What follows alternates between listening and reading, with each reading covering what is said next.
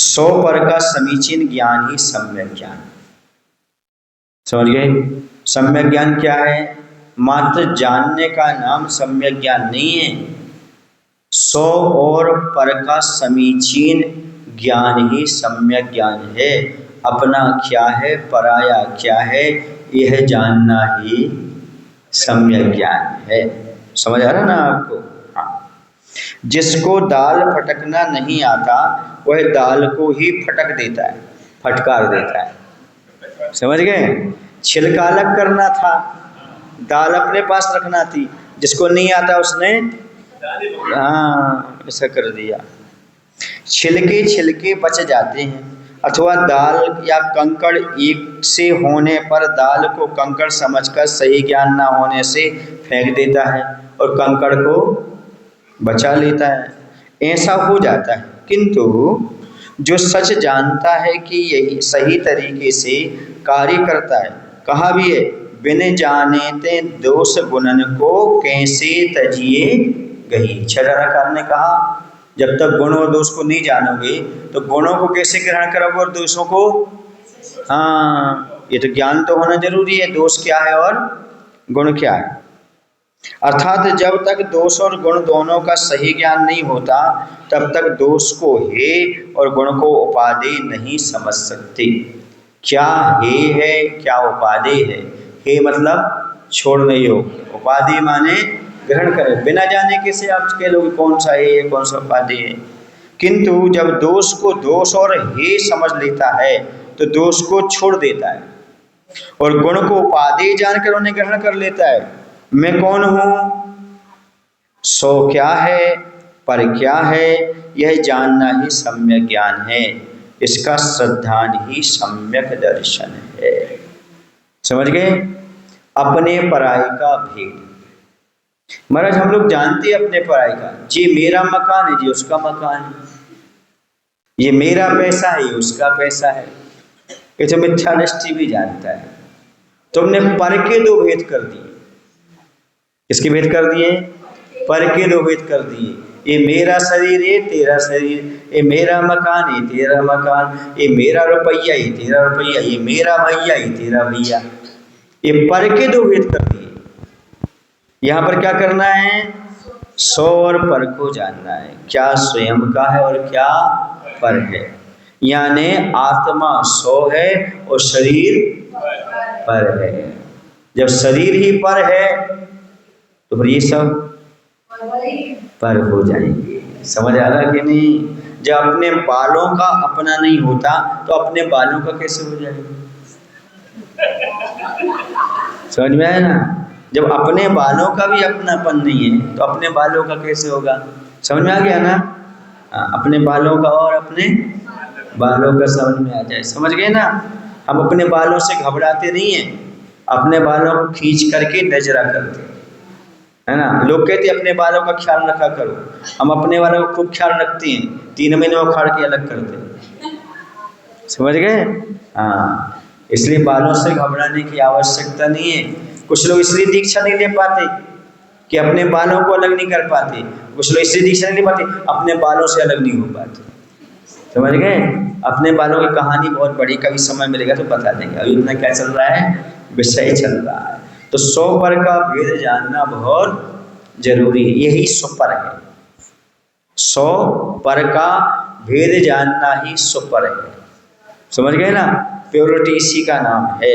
हम सो को भी जान ले और पर को भी जान लें। पर को ही हम दो भेद में कर देते हैं, इसलिए हम परास्त होते चले जा रहे हैं। आचार्य के शब्दों में 5 पापों से बचना ही सम्यक ज्ञान है। जो हमें पापों से ना बचा सके वो काहे का सम्यक ज्ञान? मान लो हमने जान लिया यहाँ कुआं है और हाथ में लैंप भी है आपकी, अंधेरी से रात थी, लैंप है हाथ में, दिया है और कुएं में गिरते जा रहे हो, दिया क्या कर रहा है फिर तुम्हारा?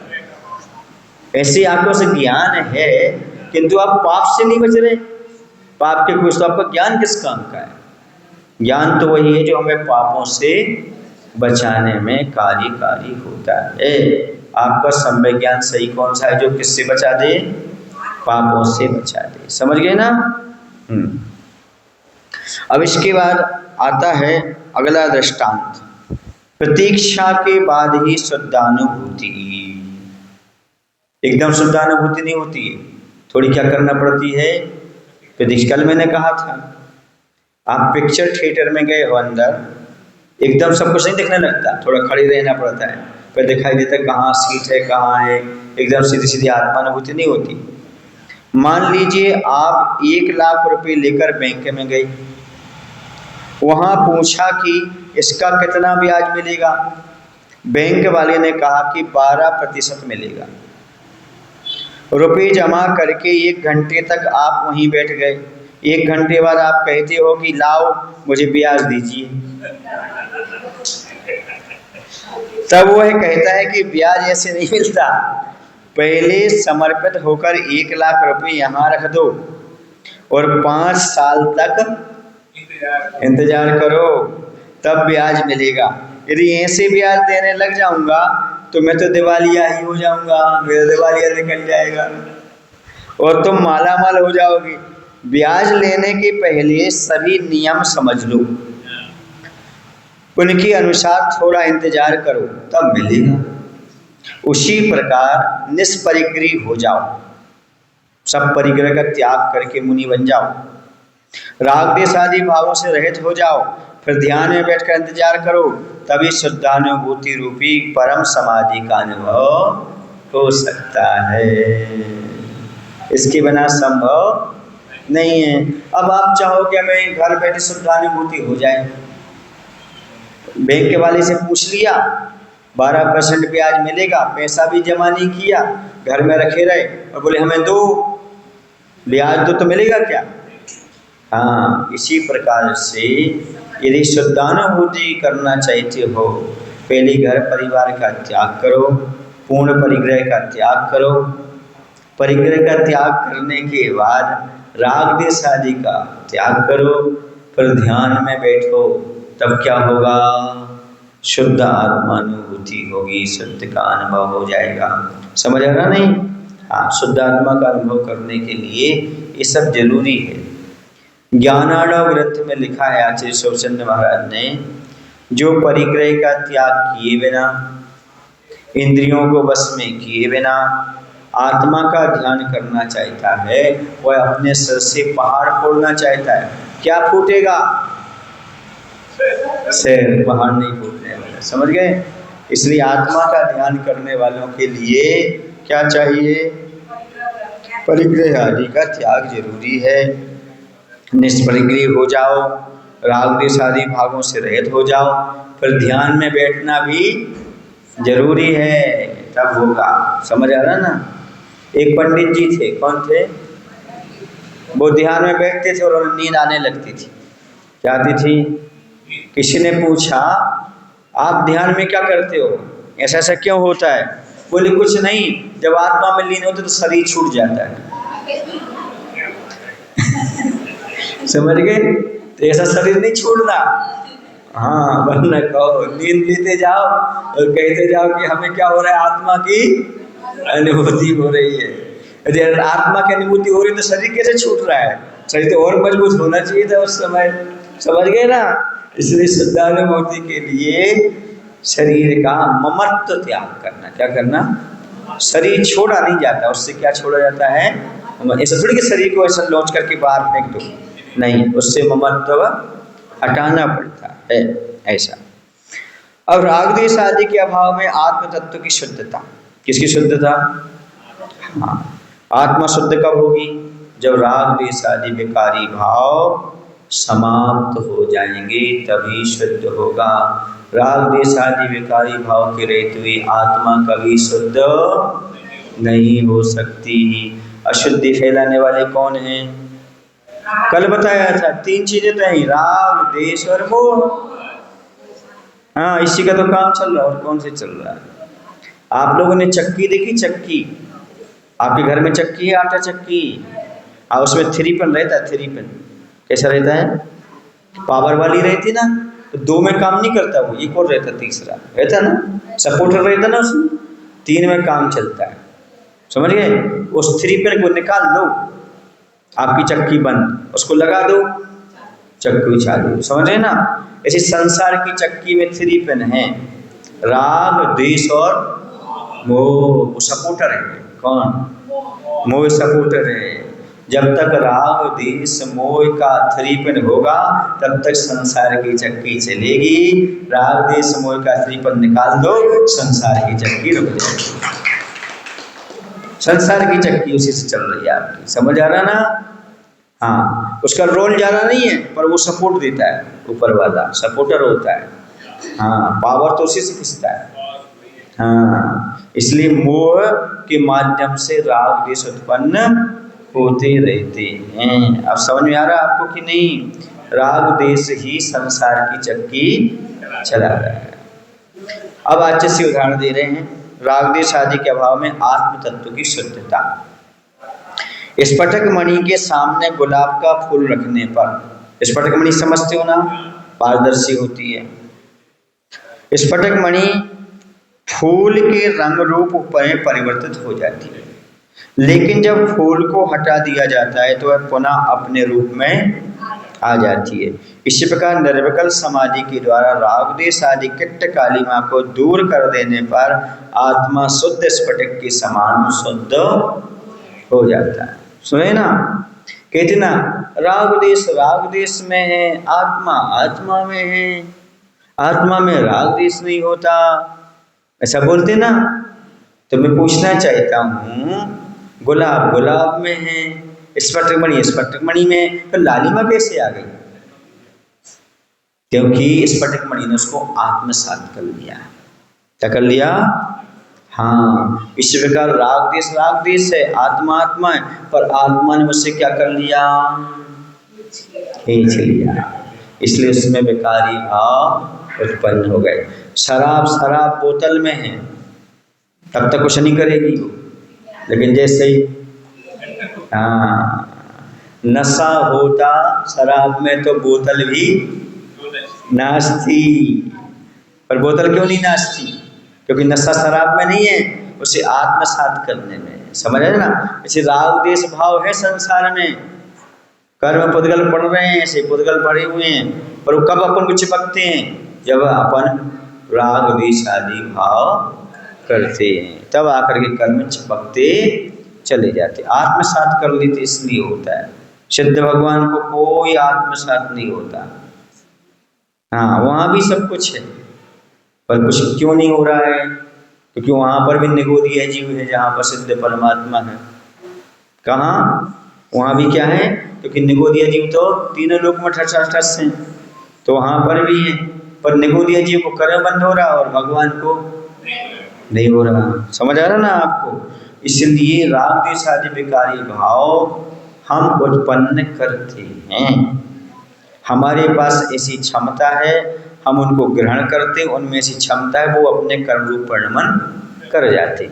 जैसे गुलाब के फूल में, सुन रहे हैं, अपनी क्षमता है परिणमन करने की। कौन कर लाते थे परिणमन? स्फटिक मणि अपने में तो चले जाते। भले गुलाब में, पर लालिमा उसमें प्रवेश कर जाती है। ऐसे राग द्वेष है, लेकिन वो हम आत्मसात उसको कर लेते हैं। ऐसा नहीं होता तो गुलाब को रखने पर स्फटिक मणि में लालिमा नहीं आती, और गुलाब को उठाने से लालिमा गायब नहीं होती। समझ आ रहा ना? इसी प्रकार से यहाँ पर समझ लेना चाहिए। इसे राग द्वेष आदि के अभाव में आत्म तत्व की शुद्धता होती है। स्फटिक मणि में लालिमा क्यों नजर आ रही? क्योंकि वहाँ फूल रखा हुआ है। समझ रहे ना? ऐसे ही हमारे पास अभी राग द्वेष विद्यमान है, इसलिए आत्म तत्वता की निर्मलता समझ में नहीं आ रही। जैसे राग द्वेष समाप्त होगा, स्फटिक मणि के समान हमारी आत्मा की उज्ज्वलता प्राप्त हो जाएगी। शुक्ल ध्यान में ऐसे ही परिणाम होते हैं, स्फटिक मणि के समान शुद्ध परिणाम हुआ करते हैं। ऐसा है। अगला दृष्टांत है, लक्ष्य की ओर दृष्टि का फल केवल ज्ञान। यदि हमारी दृष्टि लक्ष्य पर रहती है तो केवल ज्ञान का कारण बनती है। कैसे? सिलाई करने वाला सिलाई के समय दूसरों की ओर नहीं देखता, अपने कार्य की ओर एकाग्र रहता। सिलाई मशीन चलाता ना जो, यदि किसी से बोलना भी पड़े तो उसकी ओर देखकर नहीं बोलता, बल्कि सिलाई जहाँ हो रही है वहीं देखते देखते थोड़ी सी बात कर लेता है। एक ओर सिलाई पूरी हो जाती है तो दूसरी ओर झट से यूं किनारी को मोड़कर सिलाई करना प्रारंभ कर देता है। कहने का मतलब यह है कि वह उस समय अपने लक्ष्य की ओर ही दृष्टि रखता है, अन्यत्र नहीं। उसी प्रकार मुमुक्षु साधक जो मोक्ष की इच्छा रखते हैं, ऐसे साधक की अपने लक्ष्य पर दृष्टि रहती है। वह एक बार में ही रत्नत्रय को धारण कर निर्विकल्प समाधि में लीन होकर छपक श्रेणी पर आरोहण करके केवल ज्ञान दर्शन आदि चतुष्टय से भूषित होकर सिद्धत्व को प्राप्त कर लेता है। लक्ष्य को कभी नहीं बोलता। लक्ष्य न ओझल होने पाए कदम मिलाकर चल, मंजिल तेरे पग चूमेगी आज नहीं तो कल। लक्ष्य न ओझल होने पाए कदम मिलाकर चल। समझ गए? लक्ष्य की ओर ही दृष्टि रहती है। जैसे आप लोग रहते हो, ट्रेन में बैठे रहते हो, सबसे बातचीत भी करते रहते हो, लेकिन टाइम भी देखते रहते हो, स्टेशन भी देखते रहते हो। क्यों? कहीं ऐसा ना हो कि धनबाद से आगे निकल जाए, फिर क्या होगा? लौट करके बुद्धू घर को आए, लौट के आना पड़ेगा कि नहीं आना पड़ेगा? सो गए तो, बातचीत में लग गए तो, इसलिए क्या करना पड़ता है? घड़ी भी देखना पड़ती और स्टेशन भी देखना पड़ता। लक्ष्य है ना, सबसे मिल भी लेते और लक्ष्य भी नहीं भूलते। ऐसे ही मुनि महाराज हैं, संसार में साधकों के बीच में रहते हैं, पंचम काल है, फिर भी सब कुछ करते हुए वहाँ अपने गंतव्य को प्राप्त कर लेते हैं। जैसे विहार करते हुए महाराज को कहाँ जाना उन्हें मालूम है। कुसुम्बा तो पड़ाव है, क्या है? कुसुम्बा पड़ाव है, पड़ाव से लगाव नहीं। क्या नहीं करते? पड़ाव से लगाव नहीं करते। अब जितने दिन हो गया सो हो गया, मिल गया तो मिल गया, समझ गए ना? वो तो आगे चलते रहते हैं। स्टेशन तो बहुत सारी पड़ती रहती हैं, बीच बीच में इस प्रकार का होता है। लक्ष्य अपने आप में लक्ष्य होता है, जो उद्देश्य होता है। एक बार किसी ने आचार्य से पूछा, आचार्य दोपहर में कमंडल उठा करके कहीं जा रहे थे, तो आचार्य से पूछा, आचार्य आप कहाँ जा रहे? बोले मोक्ष जा रहा। बोले अभी कहाँ जा रहे हैं? मोक्ष जा रहा हूँ, क्योंकि अभी कौन से मार्ग पर हूँ? हाँ, अर्थात किसी भी मार्ग पर आचार्य जाते थे तो क्या कहते? लक्ष्य हमेशा याद रखते थे, हम मोक्ष मार्ग पर आगे बढ़ रहे हैं। भले भी हम जंगल जा रहे हैं, लेकिन लक्ष्य क्या है?